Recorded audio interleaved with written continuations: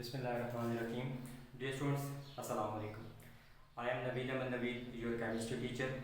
Class 10th, unit number 2, acid, bases and salts.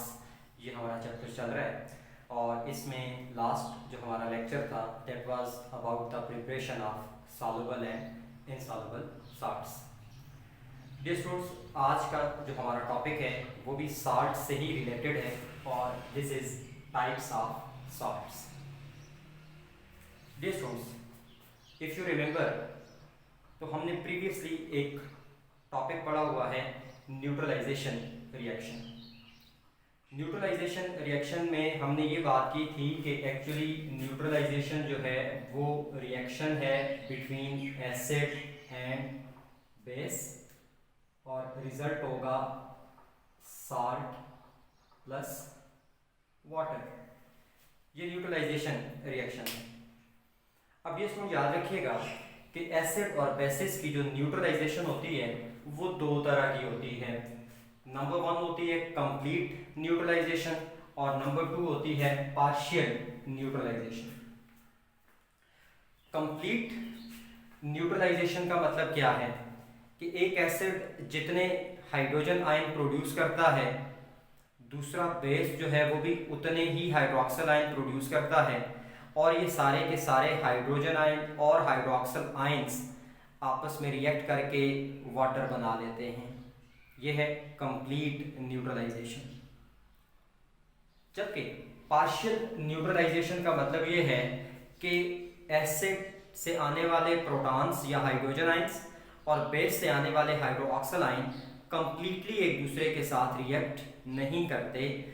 Solution में कुछ ना कुछ हाइड्रोजन आयंस या हाइड्रोक्सिल आयंस बच जाते हैं. इसको कहा जाएगा पार्शियल न्यूट्रलाइजेशन.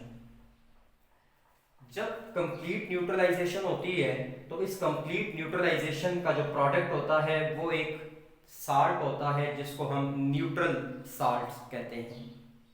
जबकि जब पार्शियल न्यूट्रलाइजेशन होगी तो इसके प्रोडक्ट्स दो हो सकते हैं, एक एसिडिक साल्ट्स और एक बेसिक साल्ट्स. तो कंप्लीट और पार्शियल न्यूट्रलाइजेशन की वजह से हमारे पास 3 टाइप्स के साल्ट्स बनते हैं.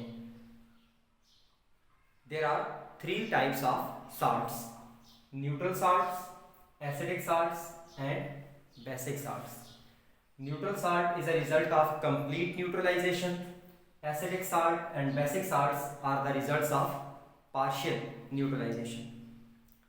तो डियर स्टूडेंट्स, अब बारी बारी सबको डिस्कस कर लेते हैं. सबसे पहले है neutral salts. Normally neutral salt उस वक्त बनेगा जब एक स्ट्रॉन्ग एसिड एक स्ट्रॉन्ग बेस के साथ रिएक्ट करेगा. डियर स्टूडेंट देखिएगा, वी हैव HCl, एक स्ट्रॉन्ग एसिड है तो इसका मतलब है ये कंप्लीटली आयनाइज होगा. NaOH एक स्ट्रॉन्ग बेस है तो ये भी कंप्लीटली आयनाइज होगा. अब HCl और NaOH दोनों जितने हाइड्रोजन आयन और जितने हाइड्रोक्सिल आयंस प्रोड्यूस करेंगे ये सारे के सारे जो है वो आपस में रिएक्ट करके वाटर बना देंगे. सॉल्यूशन में अलग से हाइड्रोजन आयन और हाइड्रोक्सिल आयंस नहीं होंगे. हाइड्रोजन और हाइड्रोक्सिल आयन के मिलने से वाटर बनेगा और साथ हमारे पास जो है वो एक साल्ट बनेगा जिसको हम क्या कहेंगे, न्यूट्रल साल्ट कहेंगे. तो स्ट्रॉन्ग एसिड और स्ट्रॉन्ग बेस की जब कंप्लीट न्यूट्रलाइजेशन होनी है, I repeat, complete neutralisation mean कि एसिड से आने वाले सारे हाइड्रोजन आयंस, बेस से आने वाले सारे हाइड्रोक्सिल आयंस आपस में रिएक्ट करके क्या बना लें, वाटर बना लें. तो इस वक्त साथ जो साल्ट बना करता है वो क्या कहलाता है, न्यूट्रल साल्ट कहलाता है. और डियर स्टूडेंट्स, न्यूट्रल साल्ट्स की पहचान क्या है? न्यूट्रल साल्ट की पहचान ये है कि जब आप उनका सॉल्यूशन बनाएं और उसकी पीएच फाइंड करें तो उसकी पीएच जो है वो 7 आएगी. तो अगर किसी साल्ट के सॉल्यूशन की पीएच 7 आ रही है तो अंडरस्टूड है कि वो किस कैटेगरी का साल्ट है, न्यूट्रल साल्ट है. ये स्टूडेंट, दूसरी टाइप हमारे पास है एसिडिक साल्ट. एसिडिक साल्ट वो होते हैं जिनका जब आप सॉल्यूशन बनाते हैं तो उसकी पीएच जो है वो 7 से कम आती है. पीएच 7 से कम तब आएगी जब सॉल्यूशन में हाइड्रोजन आयंस की कंसंट्रेशन ज्यादा होगी. pH 7 से कम कब आएगी, जब मोर कंसंट्रेशन ऑफ हाइड्रोजन आयंस, तब जाके जो है वो पीएच कम आएगी। अब ये बनेंगे कैसे? ये बनेंगे पार्शियल या इनकम्प्लीट न्यूट्रलाइजेशन से। आपके सामने मैंने एग्जांपल लिखी है H2SO4 sulphuric acid plus KOH potassium hydroxide. अब ये स्टूडेंट्स आप यहाँ देखें तो दो आपके पास हाइड्रोजन आयंस हैं, इन दो में से एक हाइड्रोजन आयन KOH के हाइड्रोक्सिल आयन के साथ मिलेगा और एक मॉलिक्यूल वाटर बनेगा। जब यहाँ से एक हाइड्रोजन आयन निकल गया तो ये एक हाइड्रोजन आयन बाकी बच गया है, वो जो सब यहाँ जो बचेगा एक हाइड्रोजन आयन निकलने के बाद वो होगा HSO4 -1। यहाँ से जो एक हाइड्रोजन निकला है और उसने वाटर बनाया है तो बाकी यहाँ पे पीछे क्या बच गया? HSO4 -1।